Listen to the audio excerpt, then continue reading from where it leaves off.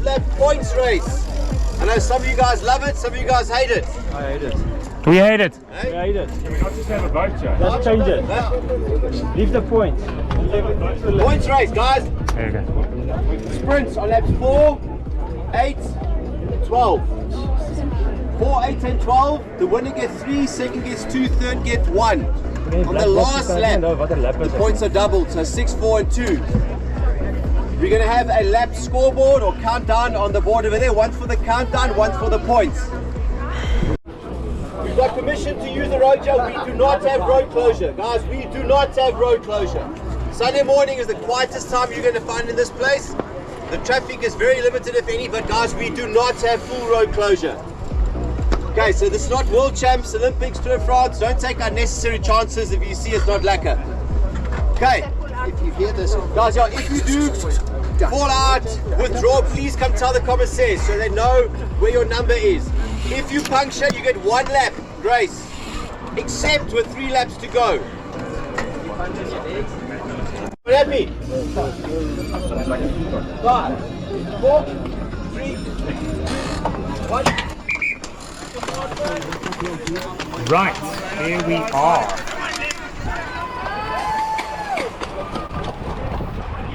Mother's Day edition, Eastside CRITS. This is the 30-minute cut down. There is an hour one, but really only for those who have nothing else to do in their lives. Hopefully this one is a little bit more exciting. I've cut out all the boring bits, but let's see if it still flows as a race. Got some telemetry at the bottom now that can show speed and gradient and my poor little heart, plus a map at the top showing us where we are on the course. Ignore the duration, or at least if you are going to look at the duration time, it is out by 1 minute 20 because of the time of Jeremy talking in the beginning. But that's all cool. We wanted Jeremy talking in the beginning. So yeah, I left the first lap in full, I think, just to get you some good orientation of the course. This is out at Lord's View in Midrand, well, between Midrand and Kempton Park, so it's Kloorkop, isn't it? That's correct. Lovely little course, 3.2 kilometers with around 40 meters of climbing, I believe it is. This is the bottom part of the course that we're on now. We're going to turn left and there is a climb. This is where and then old Vanna goes for one of the attacks there, and he's green and green. We'll get to talking about him a little bit later. So there goes Johan van Rooyen in the 40s national crit jersey. Maurizio wears the 50s national crit jersey just in front of us on the red, what's it called, a Cipollini. I know it's something Italian, makes sense because he is also Italian. So this is the uphill drag. There is a traffic circle in the middle. To the left of me, 1, 2, 3, that's Henko Lombard and Quinton Knutza to my left hand side, 114 here on the Argon, that's it. And I think that's 107 on the left of me, that's Rico Forster. This is Martini Pieterse on the left of the Northcliffe kit. And 135 is Sam Lube. I could still have that wrong. In the front there on the left hand side is Liam Espach. Alright, I did cut it out here. This is Anton Fatty on my right hand side, and Luke van Zyl in front of me, and on the red 147 on the left, that is Dana Schutter. On the right hand side attacking is Robert Hunter, followed by Reynard Nell and the black kit and the black Orbea. We're getting to the top of the course now. Look at my heart rate. Remember, I'm 52 and my max is 178, so you'll understand. This is Vanna here in his epic kit on the left hand side. He doesn't have his national champs jersey on because he isn't the national champs jersey of Crit, but he is for the 40s, for the road champ. So here we are, a little bit of respite, coming up to finish the first lap. Some lovely sweeping rights and lefts. We got 3 away already. We'll see who those 3 are now. They did not stay away for very long, but you can see there's a little bit of pressure now. I'm just moving up here behind Dana's wheel. That is Massimo in front of him, number 108 in the Nessa kit. And we are coming up to the line now to complete lap 1, which is now. Alright, starting lap 2 now. That was the end of lap 1, so that was pretty fast and furious for the first lap. So we can now see there were those 3 riders that are away, if I remember correctly. I think Johan van Rooyen was one of them. There's Luc van Zyl on the right hand side in his wind space kit and bike. Yes, so it is Liam Krause in this kind of beigey, goldy type of kit. And I think just in front, okay, that was, it's Liam Krause trying to chase the 3, right? We haven't got to the 3 yet. So let's just see where we get there. These corners do lend themselves to carrying a lot of speed through them. Wide, great tar surface. So here we are coming up to the 3 now. Oh, please excuse that. That's in the wrong place. There are going to be a few of them like that. Masio Moa moaning at us a little bit. Dana's now just going to catch on. I'm going to catch on to Dana's wheel now. And just as we get to the uphill, we should come into contact. It should be Johan van Rooyen, Robert Hunter, and Reynard Nel, is what I suspect. Motorbike is there on the right-hand side, so just showing us that no one is too far up the road. This little hill is no more than 3%, 2% gradient, but I can tell you it does bite quite a bit. Some pretty heavy wind on the day, as you can hear through the microphone. But here we are now, just trying to get a little sense. Vanner up on the pavement through the traffic circle. Massimo to the right of him. Massimo creeping up on the right-hand side. Putting a little bit of pressure in, but not too much. Dominique Janssen, 126 in the pink Cycle Life kit. Avon Schaefer to my left-hand side in the Pertec there. A little bit of acceleration to the top corner. Maurizio gets on the wheel. Robert Hunter's trying to get in. Luke's trying to get in, but don't worry, boys. I'll get there. Don't panic. I'll get there. It's all good. I mean, look at my heart rate. It's 170, for goodness sakes. We don't have road closer, but you can see that car is keeping to the side, and but this is still the best place for this type of thing. The cars go around slowly. It's an industrial park. No one's really working on a Sunday, so pretty safe racing here. No potholes also. Martin Pieterse attacks on the right hand side.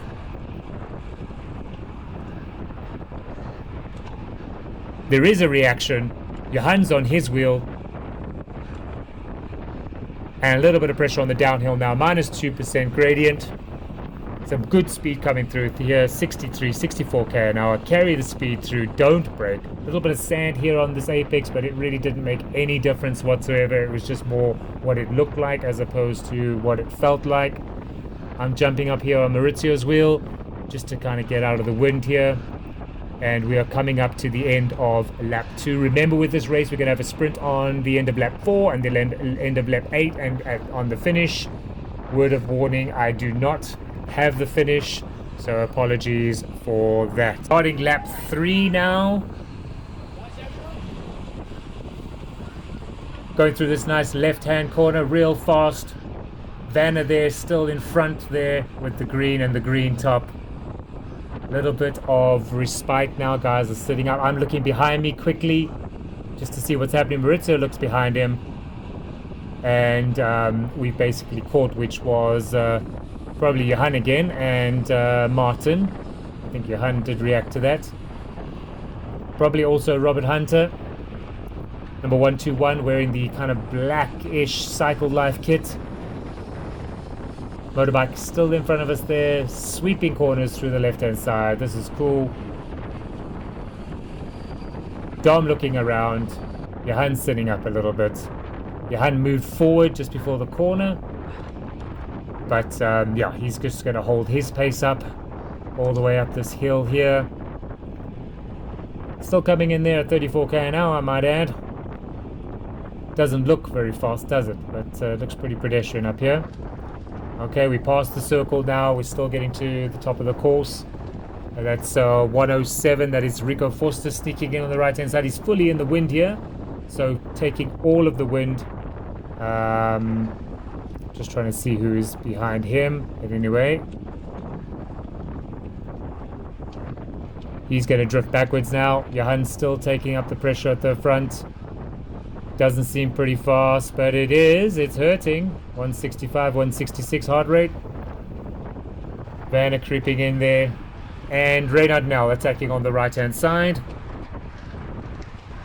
I think Martin responds. Yep, Martin is responding to that. Vanna responds to him. And Massimo responds. Johan responds. And here we are. We all got everything going and everybody's on the line. Old Liam is much there in the kind of white shorts with the blue kit, number 141. Keep an eye on him. And yes, Murray, I probably still said the name wrong, even though you helped me with all of the pronunciations. Thank you very much. Coming through this right-hander, sweeping right and right as it comes up this little gradient here. Some good speed carrying through here. And we are now going to get coming up to the end of lap 3. At the end of the next lap, we should hear a whistle. We should hear a whistle over the line here. There we go, we hear it. That'll indicate a sprint on the next. Right, that was the whistle to indicate that we will get a sprint at the end of this lap. This is lap 4, going into lap 4. So now there's a little bit of pressure. We've already got some riders down the road a little bit.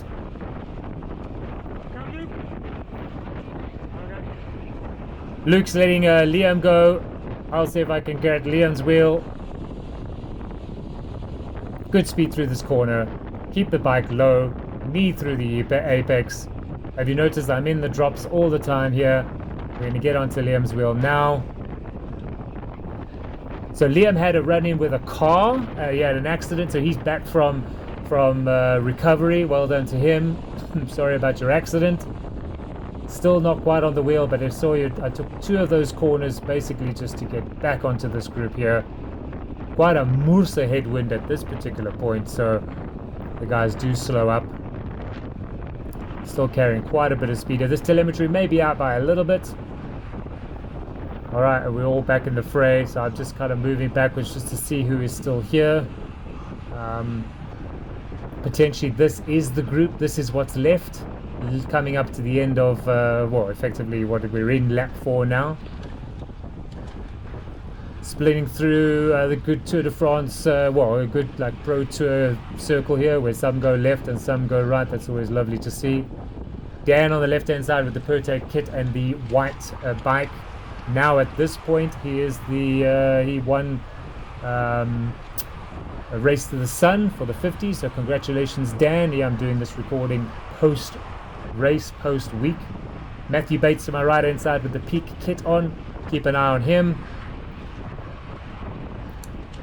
A little bit of pressure, cutting out all of the bits. I don't know if it's still as exciting enough because you don't see the movement, but I tried to keep all of the attacks in. Anyway, it does make the laps come super fast, I guess. So this is going to be the sprint. I actually didn't remember at the time. Not that it would have made any difference. But yeah, guys are getting quite excited. And unfortunately, we have no results for the sprint. So we have no idea who made it. Looks like Liam's coming up on the left-hand side. But I don't think he's going to make it. The sprint is already quite far ahead. And the sprint is probably going to be decided now already. And we are off the line. Crossing the line now. Right, going into lap 5 now. The sprint was contested there over the line. Remember, this is 12 laps for us for Cat B. Cat B's got the under 17s in, the women's, there was only 4 of them. We'll see them just now. And then some 20s, 30s, 40s and 50s all together. Cat C is really for people who are not sure if they like this type of racing, and Cat A is for the elites and the pros, so it's a lot faster. I mean, already we were 40k an hour for this hour race, but as you can see, some races here to play. That's 135, so that's Sam Lube here on the right hand side of me, and Dan to the left hand side. Quinton there. This is Reynard Nell to the left with the black kit and the black Orbea. I'm just sneaking in here behind Matthew Bates, or Matt Bates as he's known on Insta. Coming through the circle. A little bit of a pinch point here, but nothing too serious. There was a little bit of a wobbly one of that. Attack on the right hand side by Robert Hunter. There is a reaction. It's not too harsh, but there is a reaction. It is happening. Everyone's just trying to get back on the wheel.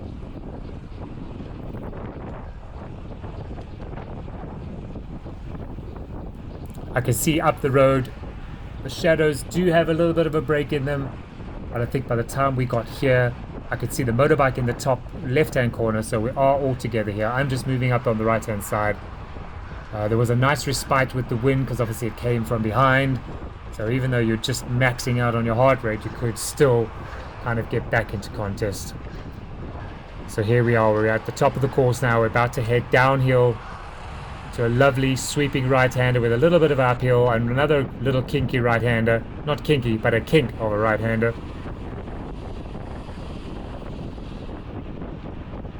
Oh, a little bit of a movement there from Massimo trying to avoid Martini.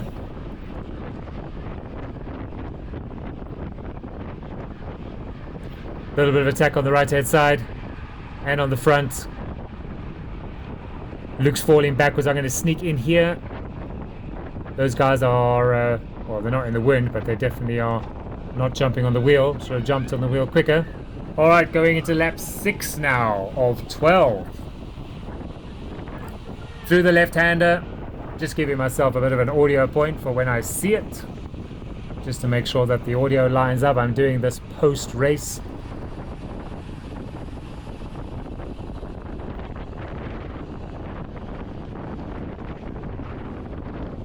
There's a headwind here, as you can hear it in the microphone.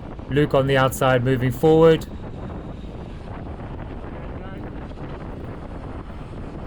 Me sneaking in here on the right hand side. Liam seeing he's got to react. Vanna letting Luke kind of like hang out in the wind a little bit. I'll just sneak up on the inside here. Thank you very much. Get back on Vanna's wheel.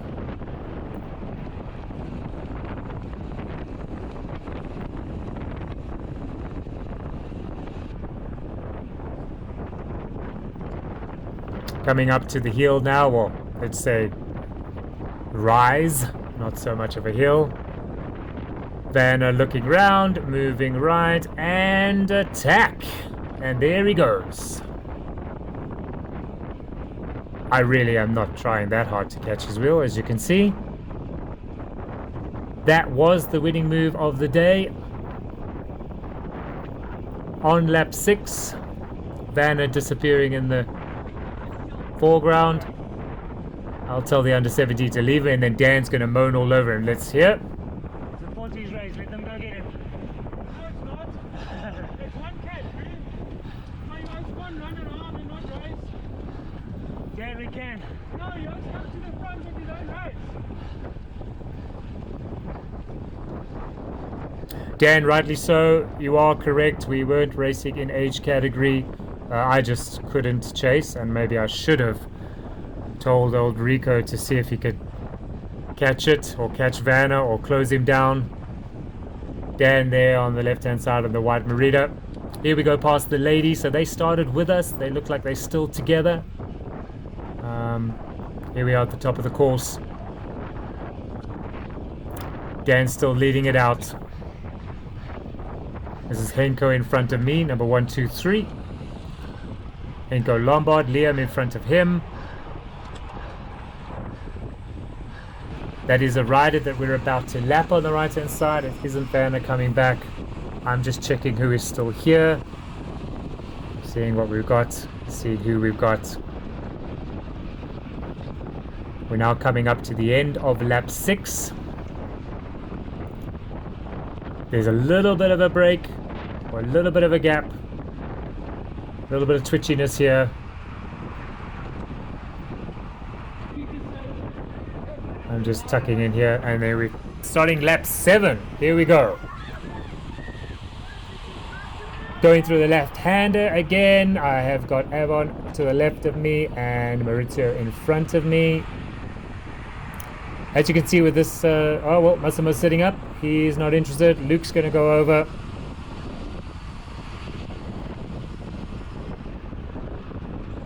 I think this is the point where Liam actually got away, because when Luke charging down on the right hand side, a dog with a bone there, he was very prolific through the entire race. Sorry, ignore these, they were in the wrong place, it was for a previous thing. And what I'm led to believe, especially if we don't see Liam getting the white kit, it was at this point when Luke sat up where Liam actually left. But they all know you, they don't know Massimo you. moaning about us closing him down. Stick out like a fucking forest tree. Sorry about the swearing, peeps. Vanna will be back, don't worry. Vanna will not be back, by the way. There's no way he's staying in this headwind for the rest of the race, that's for sure. I was wrong.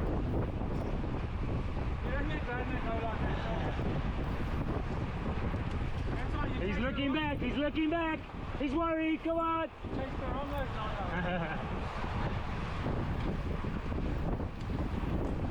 He may have been looking back, but I don't think he was worried at all. Oh. Lucky Dan can control his bike on gravel, he can also control it on pave. Little attack on the right hand side. That's going to definitely be Robert Hunter, followed by Johan van Rooyen.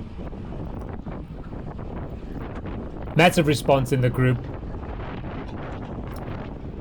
Luke trying to get on the wheel. Rico not quite making it, or unless he's on my wheel by now. Luke in the wind. I'm telling him to come in. I'll just sneak through here and just, as we go past another bag marker. So this course, anybody can ride, mate. You don't have to be a pro rider or even a race snake. Come and have fun. Jeremy set some really good things up here. It's the cheapest race you'll find in Gauteng. It's an hour max effort, and then you can go home. Or you can ride in and ride home. A lot of guys do that.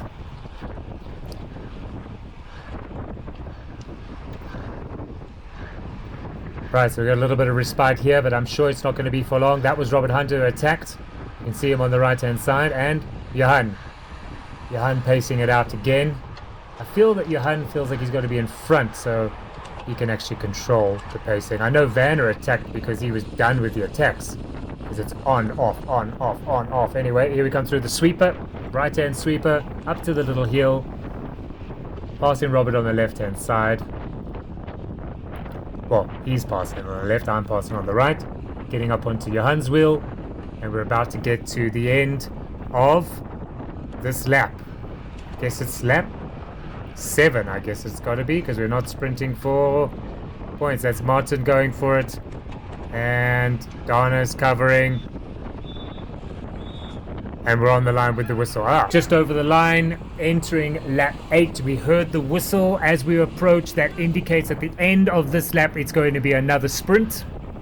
We've still got Vanna away, and we believe at this point we have Liam away.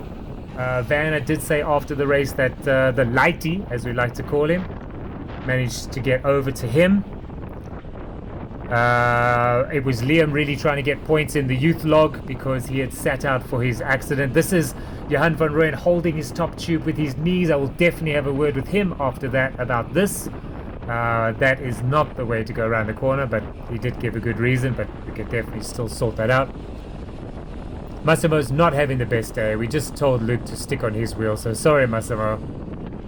Now Luke, you've got to look after Vanna as well. Dana putting a little bit of pressure in, Johan getting onto his wheel. Dana uncharacteristically not as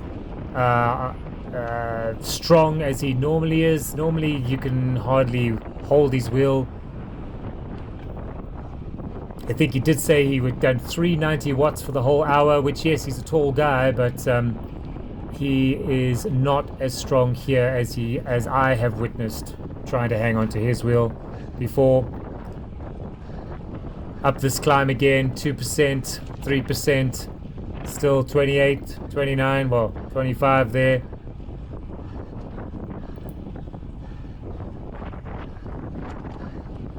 Little attack by Reynard Nell. Okay, this is significant. Dana tries to get on his wheel and he can't. You can see Reynard is getting away. I'm also trying to get onto Johan's wheel, and I encourage Avon to come around me. Okay, this is dangerous. This is dangerous. Reynard is away. Dana is trying to close. Johan is on his wheel, and Avon is about to come into contact with Johan. I know how desperate this is, and I need to get back onto Avon's wheel. I'm out the saddle, gasping for air. Thank goodness Dana sits up. And all these guys raced Royval the day before, by the way. Goodness gracious me. All right, I think we definitely have a gap because we're all looking back here. Reynard, however, has got meters on us. As we're coming around the corner, that downhill I'm going, okay, I need to relax a little bit, but I'm losing ground. They're not attacking, but they're keeping the pressure on, and I'm going, man, I need to have a break here. But, in the aero position, trying to hang on. I'm trying to get aero to get as much speed, but I'm also trying to pedal at the least possible. Looking behind me, there's definitely a gap. These three are away. They haven't quite got up to Reynard yet. But this is going to be a sprint for the end of this lap, which is the end of lap 8. So Vanna's got it, then Liam's got it. Reynard's going for third. So this little gaggle here I don't even think they know that they don't even have to be sprinting for this, because their points are only up to first, second, third, I believe, for sprints. Jeremy did explain it in the beginning of the video if you want to check. And I'm looking behind me again and coming up to the line for the end of lap 8. Right, over the line, going into lap 9. As you can see, I am kaput. These guys, I didn't remember walking across the line, the corner here, even though I did indicate with my hand, but I don't remember that. I only saw that when I saw this video. Anyway, I realize there's 20 minutes to go to the end of the race. I say, here comes the cavalry. Here it is, led out by Luke.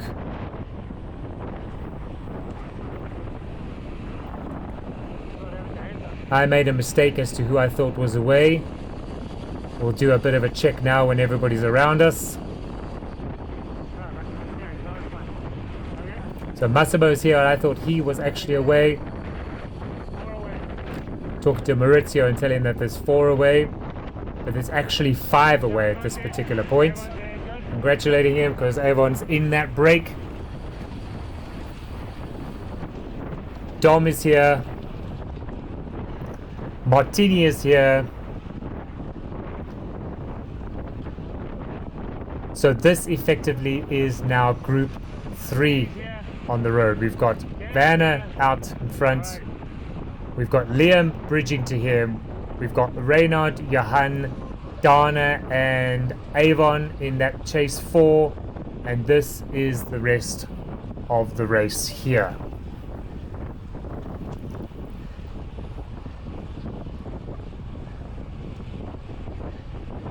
Coming to the top of the course now. Pressure. 2 gears down. Little bit of respite here now for this downhill. Dan's in front of me. Dan the man. Recent winner of Race to the Sun for the 50s. Maurizio on my left hand side with the, I believe it is the national CRITS jersey for 40s. I think that is Samuel Lube who's just going and attacking there. Or Liba, something like that. And old Rico rocking and rolling and over the line and into lap 10. I am warning you now, I don't have all of this race, I am afraid, but I do know how to do it better for next time. We recorded in 4K, it was too big. We now know to record in 1080, 60 frames per second. That'll get us the whole hour's race, and it would still be something good for you to see. So try to get the under 17s in front here. This is now, they've got their own podium and their own set of points in the youth log, I presume, is what Murray van Zyl was telling me after the fact. I'm explaining how to turn a corner here. If you are unfamiliar with how to go fast around corners, road and or mountain bike, contact me. I do skills, the master's class, mountain bike school, road, gravel, mountain bike. Alright, so the under 17s are kind of gathering a little bit. Luke's encouraging them to ride up the road. So Luke had a plan here, and I didn't actually know until after the fact. So doing this cut down is actually pretty good for commentary because you can kind of get ahead and get some information. Next time I'll definitely do some post-race interviews. I think that'll be cool for These all juniors. I think that'll be cool for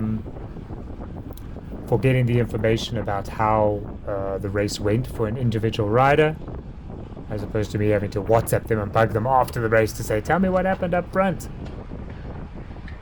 So yeah, if anybody has ever read my Strava reports, I'm trying to do the same here with visual. It works a little bit faster with this cut down, I must admit. There's a lot more to say in the full, but it's really boring. We're coming to the end, well, leading up to the 2 sweeps here.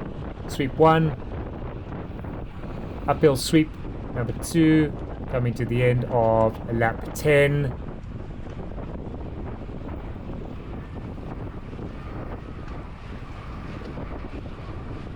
A little bit of pressure. I'm out the saddle here.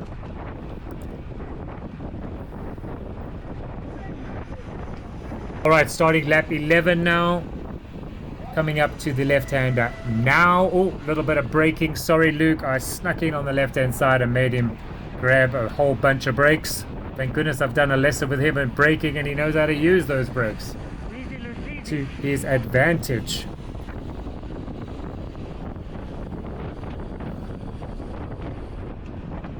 So the under-17s just giving each other a little bit of go here and there. Oh, that is 1, 2, 3. Henko's got a puncher. He's out. Sorry, Henko, that is bad luck. He can't contest the finish.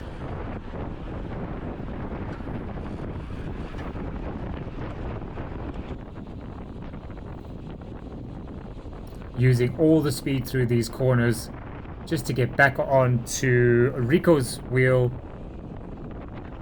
And that is Quinten in front there. Quinten Kunotza. Is it Kunotza? Yes, it is. Quinten Kunotza. Right, I'm in the front now. Luke's coming up to say, sorry. Sorry, I'm racing. No, don't panic. You're racing. What I didn't know at the time is Luke had let his mate go away. But it's fine. I think he raced a great race. He was attentive. He was awake. And at the end of the day, he's racing for strategy. It is indeed not the last lap. I will program my headset properly so I will be able to check. Thank goodness Luke was already looking and he knew it wasn't the last lap.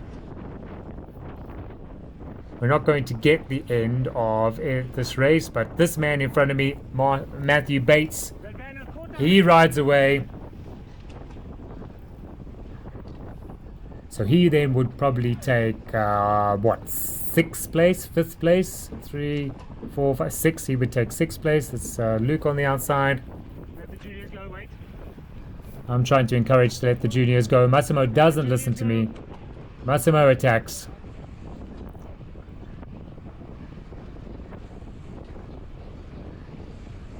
And why should he listen to me anyway? What difference does it make?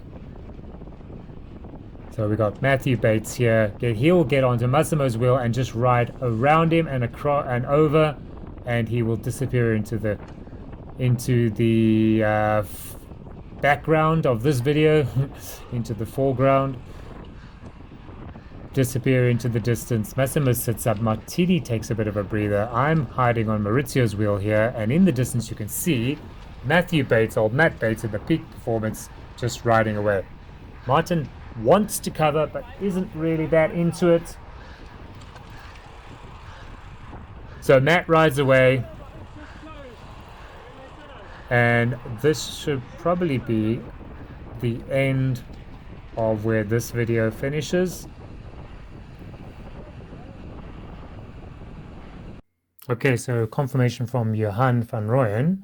It seems like the kid, in inverted commas, 141 Liam S. Batch, he went towards Vanna, and then the group that Johan was in was racing for 3rd, which you see Johan on the podium. So kudos to him.